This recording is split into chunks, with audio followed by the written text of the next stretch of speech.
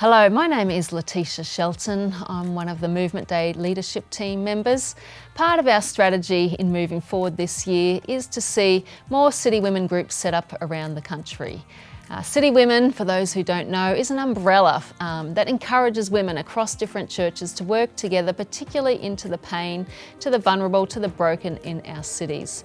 And today I'm joined by Chelsea Wilson, Salvation Army officer in the City of Rockingham. Hello, Chelsea. Hi, Letitia.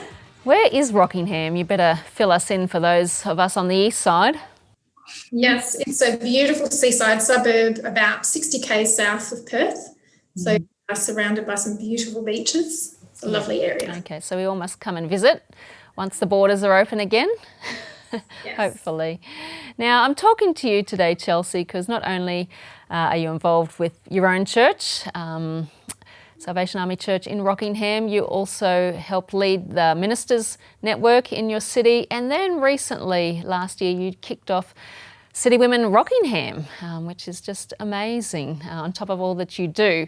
So yeah, it's great just to be able to chat with you about that today and why you wanted to get that going. So, you know, on top of all that you're already doing, why did you want to begin to gather the women across the city? Yeah, and sometimes it does feel like something extra, but looking rather than just in the immediate needs, it's kind of a long-term strategy to try and help with some of the needs in our city. My husband and I have served here as the leaders of the Salvation Army for 10 years now, and obviously we see firsthand some of the real brokenness and difficulties people face. And as you said, I help co-lead our Ministers Network, and are getting to know lots of people from other churches, and lots of people really respect and value the mission of the Salvation Army and often are quite interested. And obviously we want people to stay planted in their home church, but when they show interest, sometimes people just don't know how they can help. And so my husband and I have often wanted to just help explore mission opportunities for people across the churches. We try and look at it as one church across our city. And so, we just really felt like that it was something that we could invest in, even though it does take a little bit more time. And obviously we've had COVID. But, yeah, I just really heard people's interest in wanting to serve and wanting to help, but not really knowing how and not really knowing what the real needs of the city are. So that was part of this. Along with that, I came across an organisation in the US called Brave. I was online for an Orange conference and just heard a little bit about their mission and heard about it, you know, really alarming statistic that 80% of women found in prostitution or trafficking came from foster care homes. And it just was alarming, and we thought we really should look at what is the need in our area and that kind of arena of foster care and DCFS. So we started to just explore and try and build relationship with them. So we just kind of thought that there's this great opportunity for churches to do things together rather than trying to individually do things, and find people who are passionate and connect Christian women to do mission in our city. Can you give us a bit of a snapshot of Rockingham? What is the population? How many churches? And you mentioned the domestic violence. What are some of the other key areas that need help? Yeah, so I think we have around 133,000 people in our city. And I heard a few years back that around 25% of those people live on their own. So isolation's a really big thing as well. We don't have exact numbers because I feel like especially over last year there was a lot of movement with churches, so some new plants and shifts. So I think there's around 35 to 38 churches in the city of Rockingham, which is quite a number. And we connect also with the person I co-lead with the Ministers Network, also help lead the Youth Care Council. So we try and support chaplains and have churches connect with them. So we hear from them firsthand as well. And we are building partnership with the City of Rockingham. So for young people, which has kind of been our beginning focus for City Women, we're not limiting to that, but just to start trying to really support young girls in our city. And so we hear that there's a lot of concerns, obviously, with mental health, particularly with self-esteem and body image, increase in anxiety. The city report that their organisations that support young people with anxiety has not only increased, but waiting lists increased, but the length of time that they're journeying with young people is longer because there's a lot of complexity to their anxiety and to the things that they're facing, along with probably all ages that anxiety has increased since COVID. But the chaplains also report, just an increase in need of support in their schools for young people. As young as we had one school report that there was 12 year 6 students in their school that were having suicidal thoughts and needing support for that as young as 12, age 12, but 12 of them in just one school. So just a real need of support. And a real focus for us has been people experiencing homelessness. And a lot of the people, as is probably well known, when you hear their stories, they just lacked support in their childhood and they lack support now. So just trying to connect well-hearted, well-resourced people who have a heart to help. We just focus on one life at a time, joining one person with one other to just see that support. I love that across our nation, I think it's about 15 different cities or towns now, we have city women operating of some sort. They don't all call themselves city women, which I'm so fine with. Our motto is just really unity, the unity of the church for the mission of the city, which is just really important. So it looks different in every city, which I love, and it's going to look different in Rockingham to how it does in Toowoomba or Mackay. And so what do you envision city women looking forward going forward? What are some of the key areas that you're beginning to focus on already? Yeah, so because of COVID, we were going to launch back in March and we decided to do an event. When I say we, I and another colleague and some few friends we had always said, wouldn't it be great to have an event for women locally in our church area, for our churches together, because we'd often go up to Perth for these big events, which are great, but we've always sort of had this desire to just unite women from our city. But we also said we always just don't want it to just be a gathering to build the body of Christ. We want to empower people to move away from just themselves, but, move out into the city. So we wanted to connect those two things together, that we have a time of connecting and unifying the church, but also really pointing them to the needs of the city. And so we were launching in March, but then obviously COVID came. So we rescheduled that for October. So that gave us a bit more time to work on those logistics of governance and board members and volunteer applications and all those things that take a lot of time. But our heart was to just really focus to begin with young women, young adolescent girls, and to see what parts of their world can we add support to.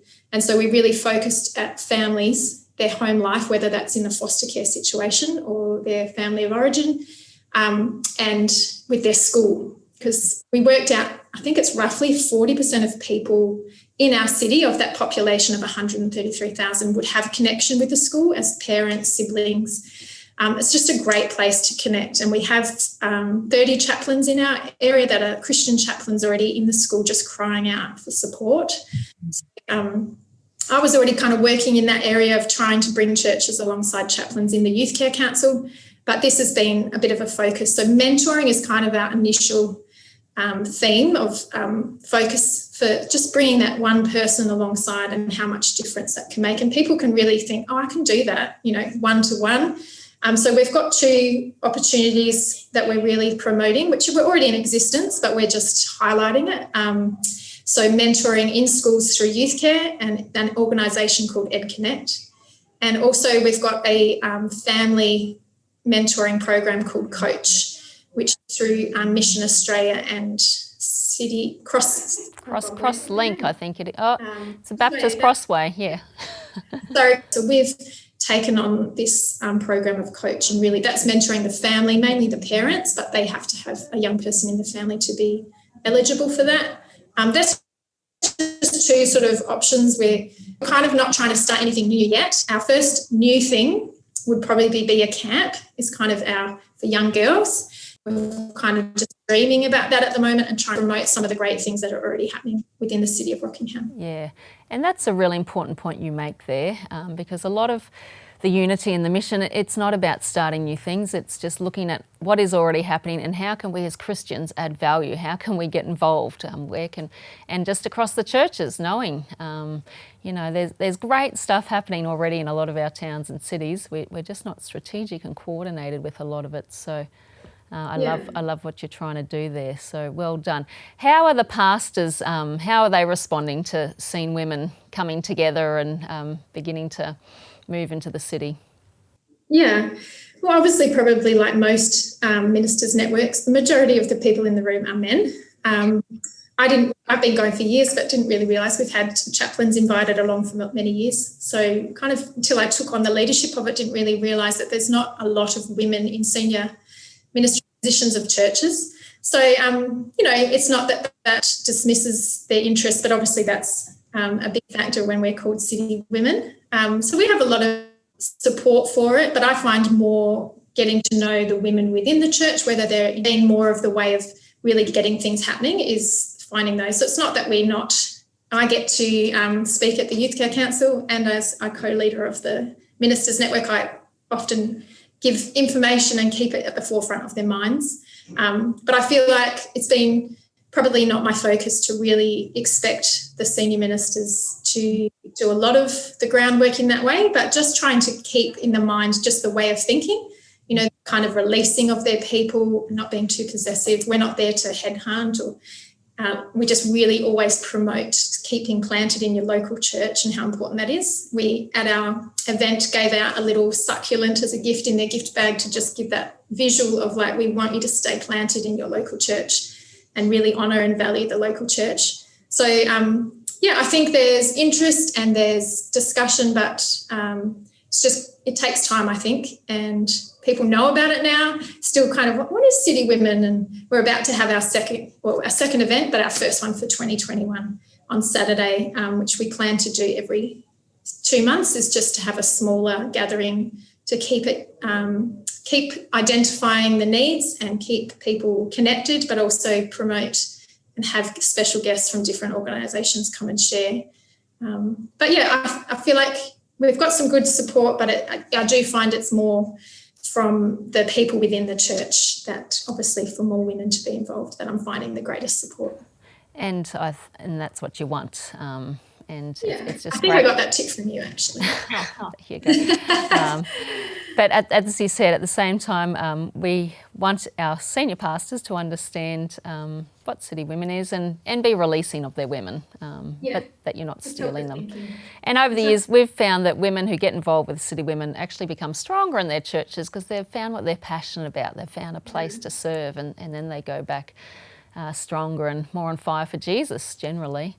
Has been the experience. For women who are watching this thinking, man, I'd love to start something in my city, what do you say to them? Where do you start? Yeah, for us, I remember we had a little gathering here at our Salvos one morning. We had a volunteer who had a lot of experience in working with foster care arena herself, but also that was her story growing up in foster care. So I got her to kind of share her testimony. And we just gathered some women that we knew from other churches just to say, this is something we just sort of brainstormed and shared some of the needs of our city, but also shared her testimony. And from that, we had a fairly good group of 8 to 10 women that we met fairly regularly just to sort of brainstorm. But we did find that obviously with more people, there's more ideas, and it was sort of getting big. And for me, I remember having coffee with a mutual friend of ours, Wendy Yap, and she was just asking, what's the latest going on for you? What is God doing and stirring in your heart? And I shared about this, and she put me onto, have you heard of Letitia? Have you heard of City Women? I hadn't.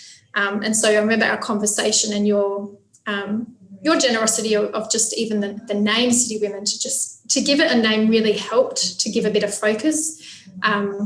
But we've had extra time now and to focus on some of those logistics, which do take a lot of time. Not my passion or forte, but I understand the importance of them.